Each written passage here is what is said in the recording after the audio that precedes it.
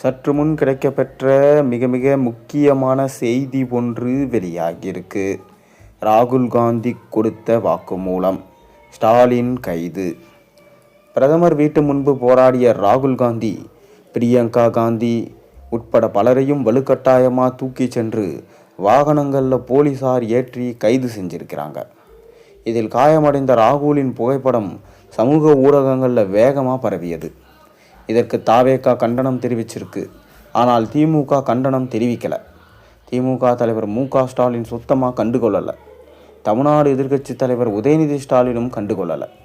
திமுக சார்பில் ஒருவர் கூட கண்டனம் தெரிவிக்கலை. நீட் வினாத்தாள் கசிவு விவகாரம் மொத்த இந்தியாவிலும் பெரும் அதிர்வலைகளை ஏற்படுத்தியிருக்கு.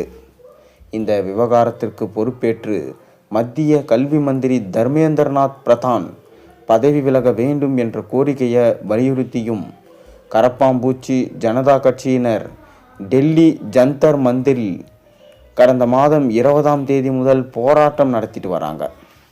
இந்த போராட்டத்தில் சமூக ஆர்வலர் சோனம் வங்கசுக் இணைந்தார். நாடாளுமன்ற மழைக்கால கூட்டத்தொடர் தொடங்கும் நாளில் நாடாளுமன்றம் நோக்கி பேரணி செல்வதாகவும் அறிவித்தார். இதனால் அவரது உண்ணாவிரதத்தை முடிவுக்கு கொண்டு வர மருத்துவ சிகிச்சைக்காக மருத்துவமனையில் அனுமதிக்கப்பட்டார். இந்த சூழலில் தான் கரப்பாம்பூச்சி ஜனதா கட்சியினர் நாடாளுமன்றம் நோக்கி பேரணி நடத்தினாங்க. இந்த பேரணிகள் நாடு முழுவதும் இருந்து பல ஆயிரக்கணக்கான மாணவர்கள், இளைஞர்கள் பங்கேற்றாங்க.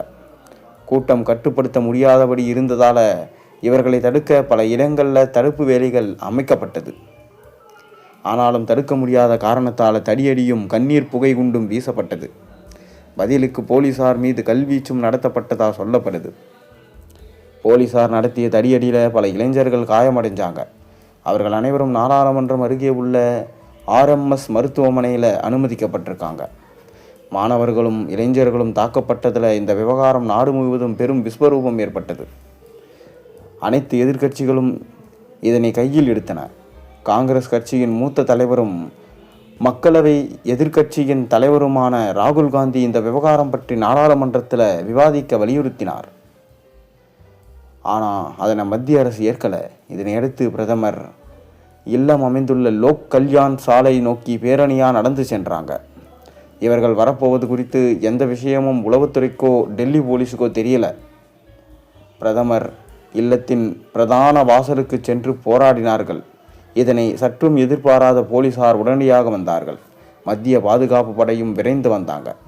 இதனிடையே விஸ்வரூபம் எடுத்த இந்த போராட்டத்தில் இந்த சம்பவங்களுக்கு பொறுப்பேற்று பிரதமர் மோடி, உள்துறை மந்திரி அமித்ஷா மற்றும் கல்வி மந்திரி தர்மேந்திரநாத் பிரதான் ஆகியோர் பதவி விலக வேண்டும் என்று கோரிக்கை வச்சாங்க. மாணவர்கள் மீது தடியடியை நடத்த உத்தரவிட்டாங்க. பதவியில் நீடிக்க உரிமை இல்லை என்று ராகுல் காந்தி ஆவேசமாக கூறினார். இந்த போராட்டத்தில் காங்கிரஸ் தலைவர் மல்லிகார்ஜுன கார்கே, சமாஜ்வாடி கட்சி தலைவர் அகிலேஷ் யாதவ் கலந்து கொண்டாங்க. ராகுல் காந்தி, பிரியங்கா காந்தி 2 பேருமே பார்த்திங்கன்னா பலரையும் வலுக்கட்டாயமாக தூக்கி சென்று வாகனங்களில் ஏற்றிருக்காங்க போலீசார். இந்த புகைப்படம் சமூக ஊடகங்களில் வேகமாக பரவியது. இதற்கு தாவேகா கண்டனம் தெரிவிச்சிருக்கிறாங்க. ஆனால் திமுக இதற்கு இன்னும் கண்டனம் தெரிவிக்கலை. திமுக தலைவர் மு.க. ஸ்டாலின் சுத்தமாக கண்டுகொள்ளவே இல்லை. அது மட்டும் இல்லாமல் எதிர்க்கட்சி உதயநிதி ஸ்டாலினும் இதை கண்டுக்கலை.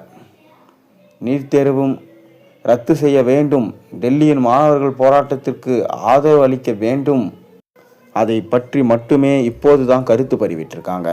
தமிழ்நாடு எதிர்க்கட்சி தலைவர் உதயநிதி ஸ்டாலினும் இதை பற்றி கண்டுக்கவே இல்லை. திமுக சார்பில் ஒருவர் கூட கண்டனம் தெரிவிக்கலை.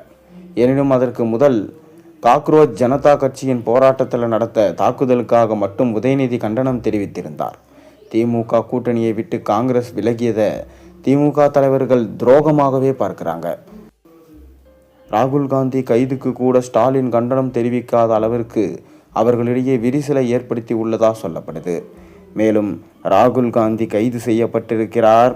அவரிடம் எதனால் இந்த போராட்டம் என விசாரிக்கும் போது ஸ்டாலின் அவர்கள் செய்த உள்ளடி வேலைகள் வெளிவரலாம் என்கின்ற செய்திகள் வெளியாகியிருக்கிறது. ஏற்கனவே ஸ்டாலினும் ராகுலும் சேர்ந்துதான் இந்த போராட்டத்தை நடத்தலாம் என திட்டமிட்டிருந்தார்கள்.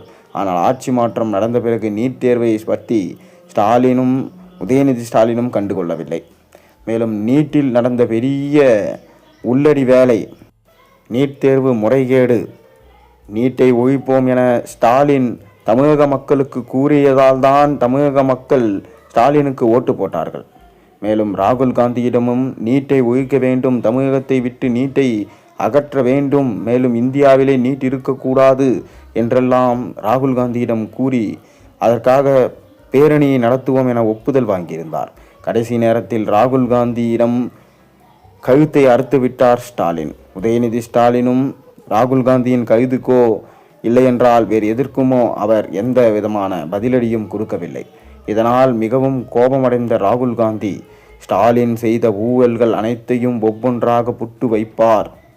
மேலும் திமுக ஆட்சி காலத்தில் எவ்வளவு கடன் வாங்கினார்கள், அது மட்டுமில்லாமல் திமுக ஆட்சியில் செய்த அனைத்து ஊழல்களிலும் என்னென்ன நடந்தது என்பதை ராகுல் காந்தி வாக்குமூலமாக தருவார் என்கின்ற செய்திகள் வெளியாகியிருக்கிறது. மேலும் இந்த நேரம் மட்டும் திமுக கூட்டணியில் காங்கிரஸ் இருந்திருந்தா ராகுல் காந்தி கைது மற்றும் காயமடைந்ததை கேள்விப்பட்டு திமுகவின் உடன்பிறப்புகள் பலர் மொத்த சோசியல் மீடியாவையும் அலற விட்டிருப்பாங்க என்று தற்போது செய்திகள் வேகமாக திமுக தீய சக்தியால் பரப்பப்பட்டு வருகிறது. இரவு பகலாக வேலை பார்த்து மொத்த தமிழ்நாட்டின் கவனத்தையும் ராகுல் காந்தி பக்கமும் மோடிக்கு எதிராகவும் திருப்ப முயற்சி எடுத்திருப்பாங்க. ஆனால் இப்போது சுத்தமாக இவங்க 2 பேருமே கண்டுகொள்ளலை. பெயரளவுக்கு கண்டனம் தெரிவித்துவிட்டு தாவேகாவும் பெரிதாக கண்டுகொள்ளலை என்று கொண்டாடும் திமுகவினர் காங்கிரஸ் கட்சியினருக்கு இப்படி தான் ஆக வேண்டும் என்று மகிழ்ச்சியில் ஸ்வீட் எடுத்து கொண்டாடுறாங்க என்கின்ற பதிவுகளை நம்மளால் பார்க்க முடியுது. டெல்லியில் பிரதமர் இல்லம் முன்பு ராகுல் காந்தி, பிரியங்கா காந்தி, காங்கிரஸ் தலைவர் மல்லிகார்ஜுன கார்கே மற்றும் சமாஜ்வாதி கட்சி தலைவர் அகிலேஷ் யாதவ் உள்ளிட்ட முக்கிய தலைவர்கள் நேற்று போராட்டம் நடத்தினாங்க.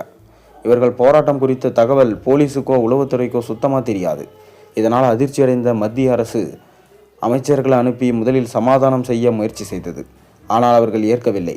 நீட் விவகாரத்தில் அமைச்சர் தர்மேந்திர பிரதான் பதவி விலக வேண்டும் என்பதே உறுதியாக இருந்தாங்க.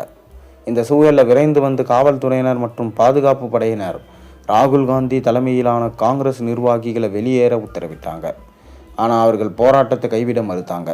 இதனால் குண்டு கட்டா தூக்கி சென்று கைது செஞ்சாங்க.